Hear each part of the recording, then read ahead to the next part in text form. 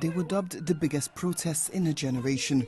Spearheaded by young, tech-savvy Nigerians, the End SARS demonstrations shook Nigeria and the world. But it all ended in violence when members of the armed forces descended on one of the main protest sites and shot into the crowd.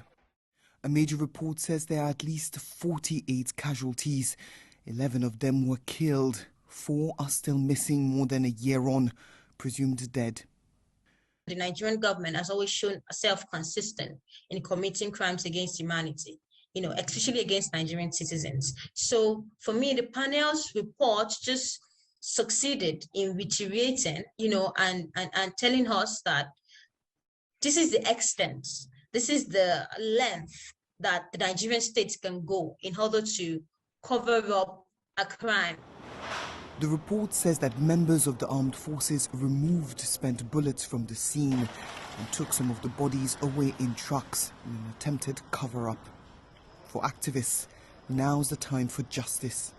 We expect the government to follow through and make sure that, again, there's accountability and, looking at all of the key players, people that are culpable are brought to book. If it's a military, court-martial, if it's police, prosecutions, and I think we expect nothing less at this point if we're truly going to get truth and reconciliation. Report of Lekki incident investigation. The governor of Lagos State has set up a committee to draft a white paper on the panel's recommendations, which will be published in 2 weeks. This report has reignited conversations about good governance and accountability here in Nigeria. What the authorities do with the findings of the panel will influence relationships between the government and the young people of the country for decades to come. Maini Jones, BBC News, Lagos.